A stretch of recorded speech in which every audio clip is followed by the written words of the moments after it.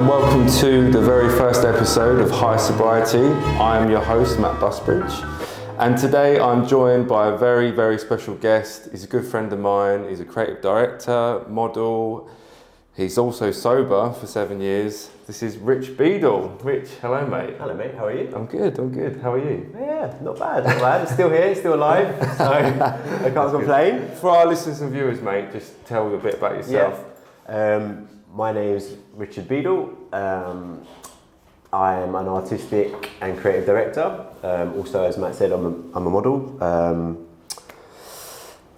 I mean, that's about it. I have 2 dogs. I like long walks along the beach. Do you like getting caught in the rain? I love getting the smell of fresh rain. Beautiful. Yeah, it feels like a dating video. Brilliant. In terms of your sobriety, how long have you been sober for? I've been sober since the 27th of August, 2017.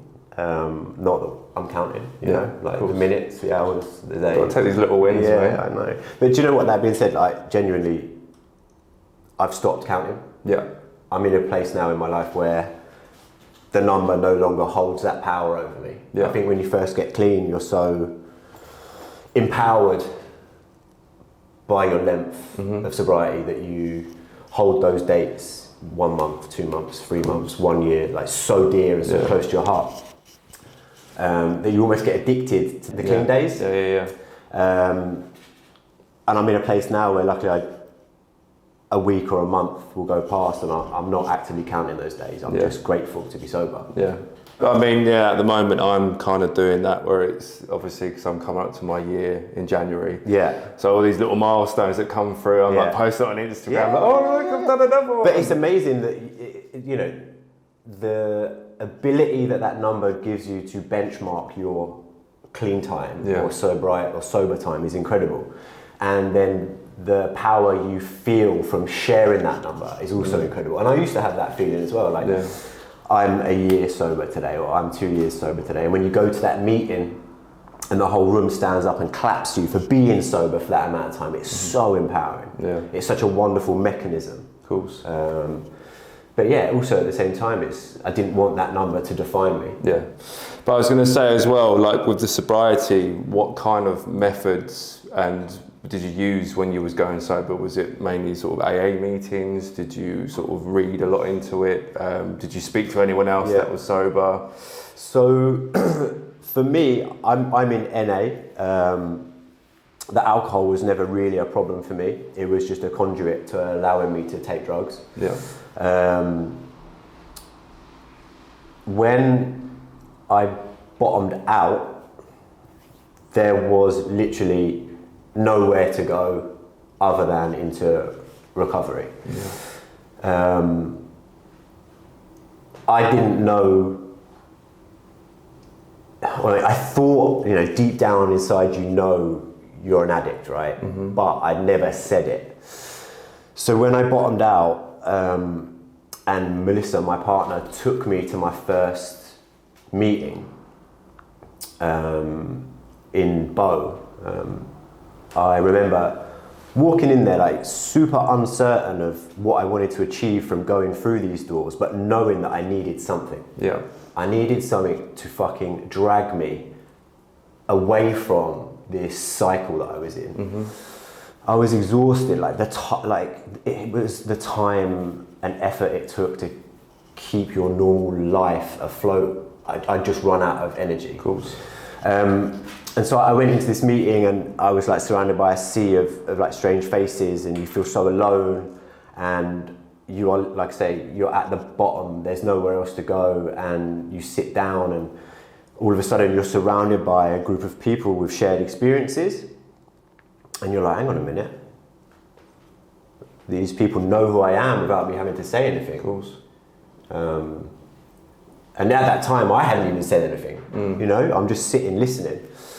The time came where they offered up the room to newcomers, and I just put my hand up and I said, hi, I'm Richard and I'm an addict, and the relief that washed over me in that moment was insane. The tears came, and I was like embraced by this like huddle of humans that I didn't know. Of course.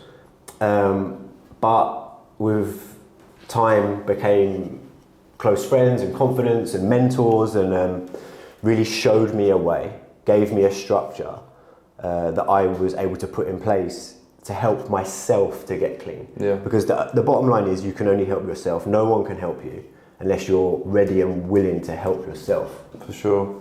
I think it's difficult as well. I think even when I'm sort of going through this process, the word addict is quite a scary, and you know, it's a scary word to use for yourself. But also, you know, in terms of an addict, you kind of feel that it's like someone who's reliant on it every single day, like they're doing it every day. Like it's the classic like heroin addict that's in the street. Do you know what I mean? You don't. Whereas my drinking and my drugs it was binging. Yeah. Like I got into a pattern of just self-destruct. I would just destroy myself. And when I was, you know, even with relationships, if I wasn't happy in the relationship, instead of talking about stuff, I would just go off and take loads of cocaine, and I'd go home on my own and I'd get fucked. And it was just like, oh, life's great. And then the next day, it's that vicious pattern of, you know, like that cycle that you're going through all the time. Yeah. It's terrible, mate. Yeah.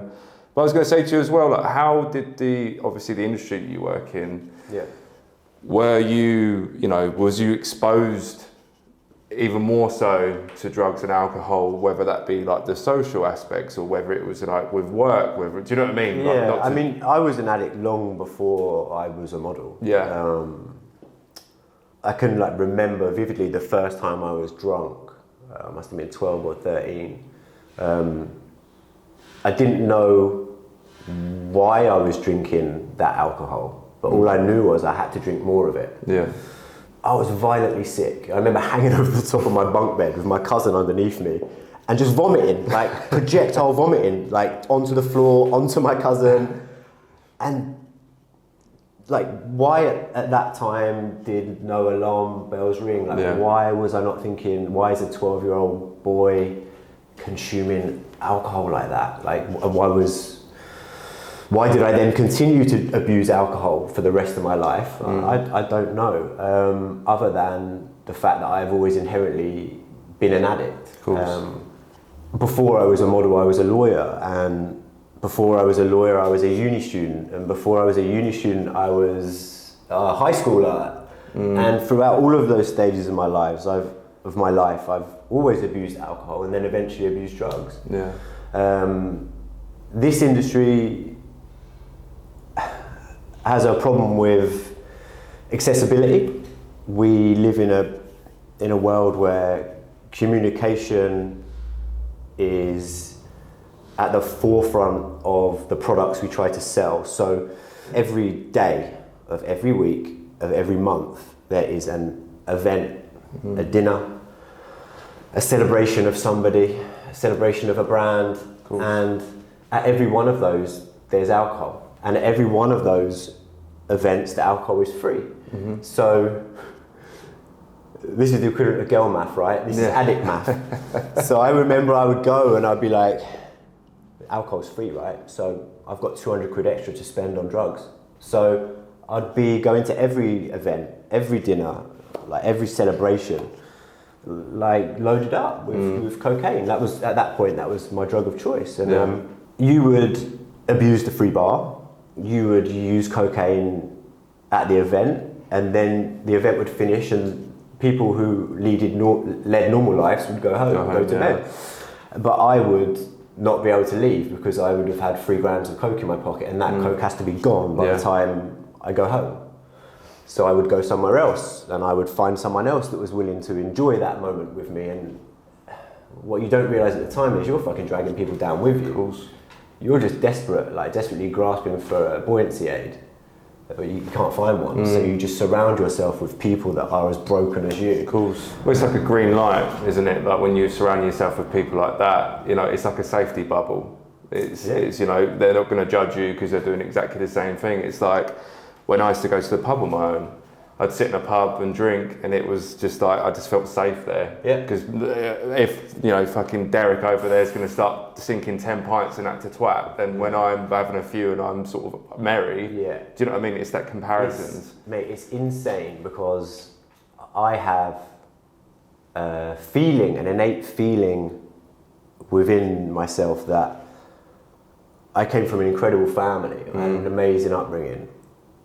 But the moment I used to leave my childhood home, I felt insecure and scared. And I don't know why. But the moment I drank alcohol or took drugs, those insecurities faded away and I was no longer feeling lonely.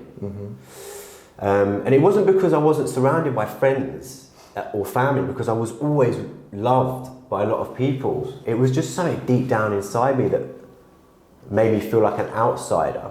And the moment I had a drink or a line of Coke, I no longer felt alone, even though you probably were really fucking alone. Yeah.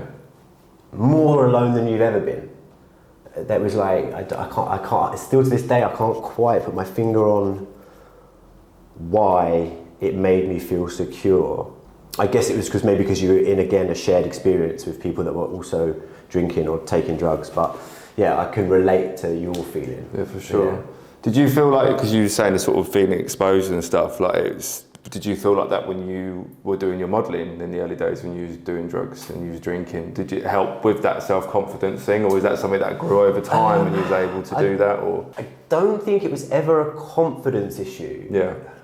I think I was always able to navigate the world in a confident manner because of my upbringing. My parents are incredibly intelligent and loving, and they gave me great opportunities educationally. Yeah.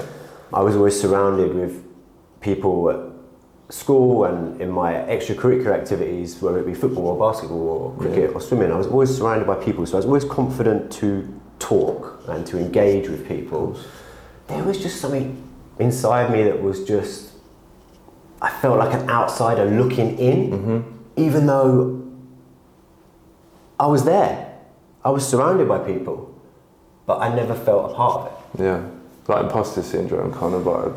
I mean, in the modelling industry, you constantly have imposter syndrome because you're like, what the fuck am I doing here? Yeah. Like, I was signed super late. You know, you met me 2012. So I signed with Elite in 2012. And I'd been scouted the year before. And I was a lawyer. I was a solicitor. I was a normal guy on the street doing a 9 to 5. I say normal, I was a fucking raging drug addict. I was not fucking normal in any way, shape or form. But I was the average Joe in my own eyes. Okay. I wasn't a model. I wasn't this archetype, this Gandhi, or this, you know, sort of the person you grow up thinking is a model. Yeah. So to be thrown into it like that, yeah, fuck, you had imposter syndrome. Did I use to get over that? Probably not. My drug taking was way out of control by then anyway. It just facilitated me taking drugs because I wasn't working a 9 to 5 anymore. Like, by the time I met you, I'd gone full time. Yeah. I'd moved to New York and I came back sporadically, and then moved back to New York and came back. And by that point I was working full time as a model. It wouldn't matter what fucking day of the week it was, I was using, I was drinking, and the beauty of this industry to a drug addict is it gives you the time and the money to do those things. There's no security blanket whatsoever. Did you find that also, obviously it's probably a yes, but did it affect your day-to-day, like with your work, relationships, friendships?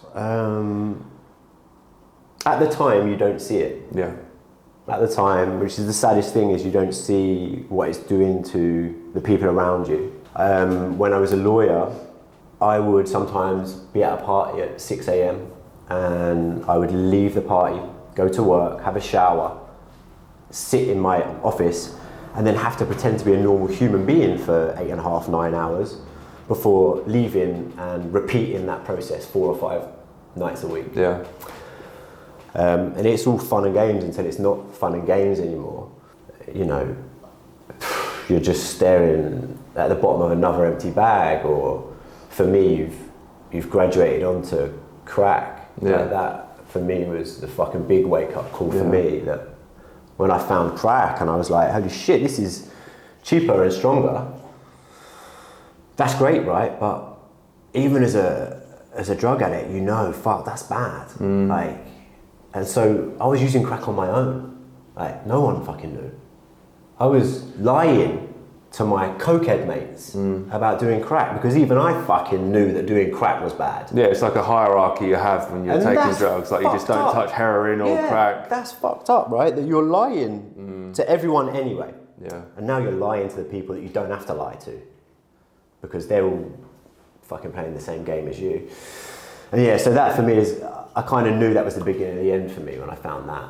Would you say that was your rock bottom? No, I was way off rock bottom. Yeah. I reckon I had another 6 months in me until I hit the bottom. When did you know was the bottom? The bottom for me was August bank holiday weekend 2017. It's like, you know, it's one of those things that I look back on now and I still find it real hard to talk about, and my behaviour over that weekend. But the thing that made me realise that I needed to stop was when Melissa, my partner, said she was leaving me. And that was it for me. I couldn't lose Mel. She'd stood by me for so long for all this shit, and I love her so much. I couldn't imagine my life without her. I was like, I can't love drugs more than I love Mel. It's fucking impossible. Yeah. So her and my best friend Ben just hatched a plan together to get me sober enough to get me to a meeting.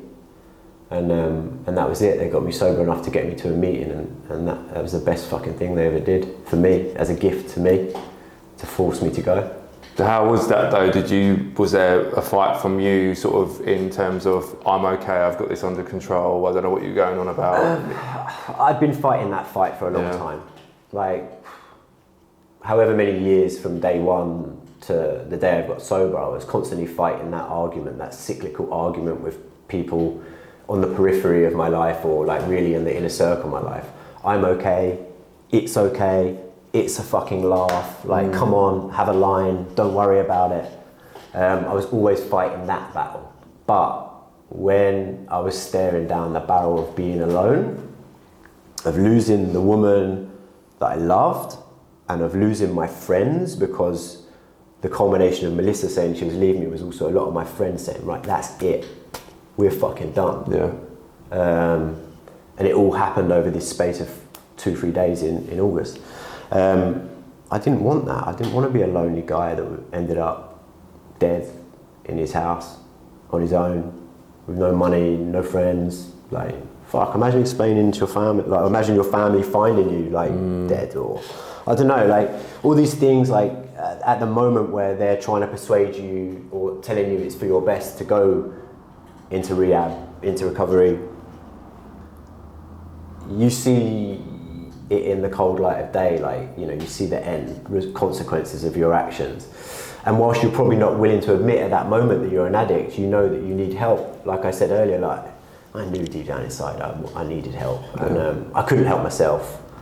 So I needed them to leave me in order to give me that push over the edge to fight for it. Of course, I understand. How was your sober journey? Like, when you first started, did you find, what was the hardest parts that you found out about yourself? And also, did you lose friends on the way? Because obviously we all have those mates that we just are mates because we get fucked up with. Yeah. What was hard? So day one, you step out of that first meeting, you've got like 1 hour of clean time. And you just don't know what the rest of your life looks like. It's fucking scary. You don't know who you are, because for the last X amount of years, you've abused alcohol and drugs so aggressively that your life has become alcohol and drugs. You've surrounded yourself with people that you think are your friends, but that in reality they are just people that enable you to use. You've isolated yourself and pushed yourself away from your real friends who just want the best for you. So you're lonely, you're really, really lonely. But what you do have, if you go into one of the programs, is you have a fellowship. Okay. You have people that understand you and can support you. So in the first few days, that's who you lean on. You're almost a newborn baby, right? So you're trying to find your feet. You don't know how the real world works. You know you can't go out because as a Brit, every social experience is driven by alcohol. So you hide away. Eventually you get enough confidence to start going out again and putting yourself in these social situations, whether it be in a friend environment or a work environment. And you just figure ways out to work rooms. So if I'm at a work event, I will be the first to arrive. I'll also be the first to leave, because I don't ever want my sobriety to make anyone feel uncomfortable. If they want to drink and use drugs, that's all good, man. I'm fucking happy for you. I'm happy that you're able to do that in a way that works for you. I just can't be there when it gets to a point that people are now super in my face, or they're slurring, or they're repeating themselves. I'm long gone out the fire exit before that point happens. In my friendship circle, I am way less of an active participant in things. I should be there at more stuff, but I still find it hard to go out, to be in places that I used to use, or be around people that I used to use with. A lot of my friends are now super supportive, and they won't drink if they're around me, which I adore them for that. But I also surround myself with a lot of sober people because it's safe. Well, there's no triggers, do you know what I mean? There's no triggers. It's safe, and at any given moment you can have a conversation with them that will empower you for another fucking 1, 2, 3 weeks.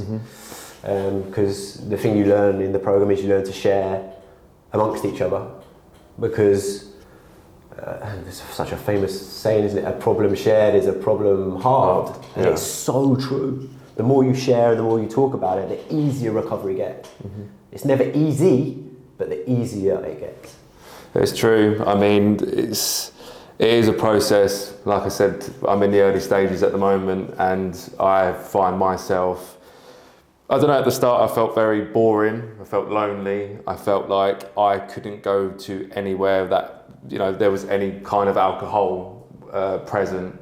But I've sort of tested myself. I went to a stag do, abroad, I've been to a day rave with friends that are taking pills. But the same with you, I kind of have a time period where I'm like, cool, everyone's on a different level now, everyone's pinged up, and I need to get out. Do you know what I mean? And the funny thing is, most of the people that you're with, they're very supportive. Even when they are taking drugs, they're like, oh, I wish I could be like you, mate. Like, it's amazing. Like, I really want to, I'm going to try this. And it's like, no, you're going to forget this conversation. It's it's a weird one. But I think as time goes on, like you said, you get into a bit of a process about, with me, it's very much like if the music's good, or if the environment's nice, or do you know what I mean? It's like with the certain people, you feel you can just be you. Do you know what I mean? You don't have to be drunk to chat to these people. It's, you have a lifetime of learned habits that you need to unpick. A lifetime. And that's tough, because, it's called a habit for a reason. It's, once you've started to unpick them, you can create situations and scenarios that then enable you to enjoy yourself. For me, those environments aren't really conducive to enjoying myself fully anymore. Like, I really do enjoy different things now. Like, I enjoy walking my dogs in the morning. I enjoy going to the gym. I never thought I'd say that, because I fucking hate the gym. I enjoy spending time with Melissa, just eating and watching movies and all the things that I necessarily would try to not avoid, but the things that you would think probably aren't as fun as getting high. They're way more fucking fulfilling, like spiritually. Well, you feel as well like your week is a 7-day week. Do you know what I mean? Like you're not like fucked for 3-4 days of that week. I say this sentence way more than I should say. There are 7 days in a week. There are 52 weeks in a year. I didn't know that. What the fuck? Where did 7 days in 1 week come from? There used to be maybe 2 days in a week, and then the rest was just a write-off. Because you just didn't fucking care. No.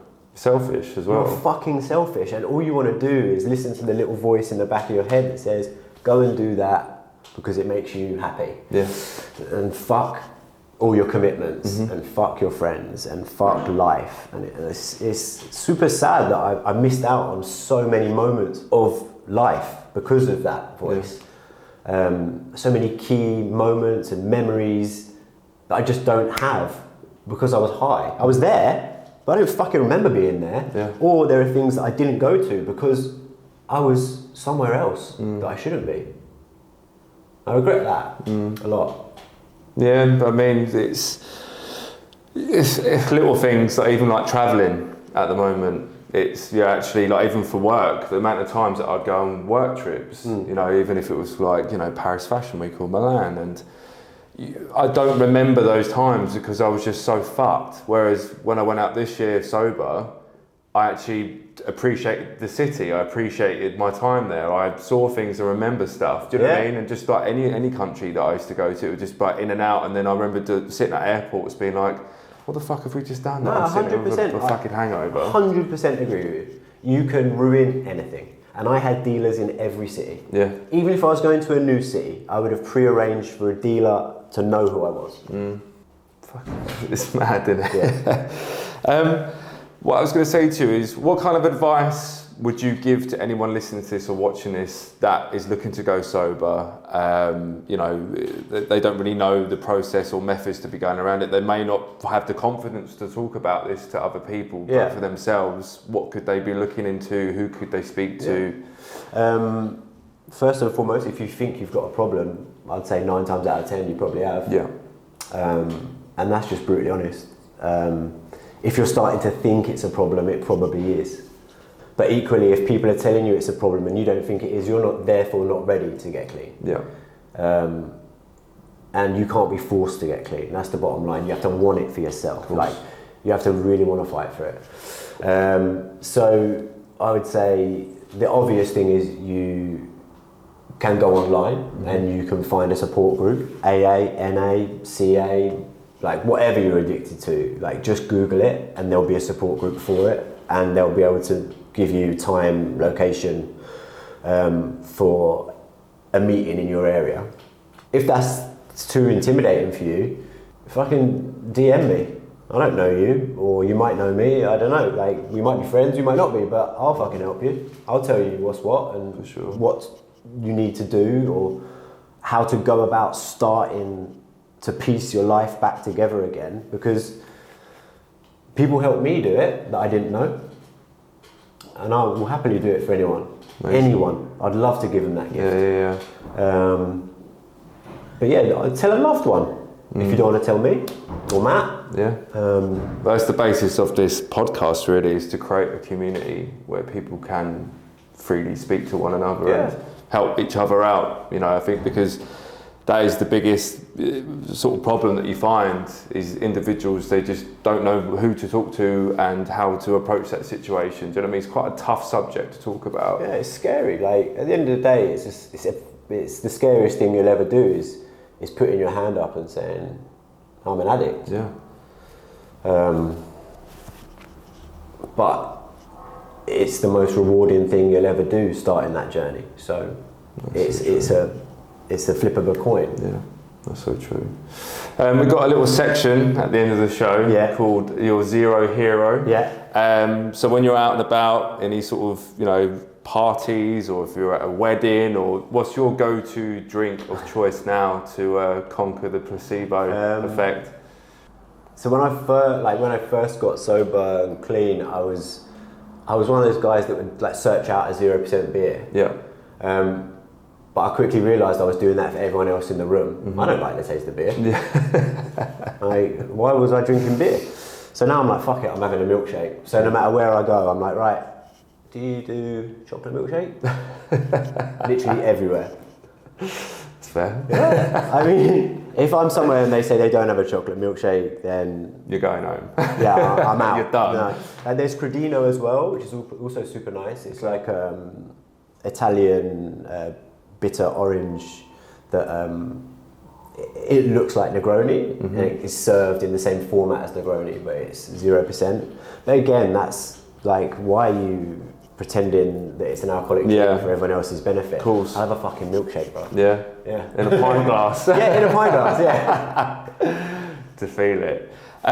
Cool. Well, thank you so much for coming on. It's been a pleasure, as always. And you, mate. So like, share, follow HighSobriety Podcast. It's been great to do the first episode with my lovely mate, Richard Biedul. And we'll speak to you soon.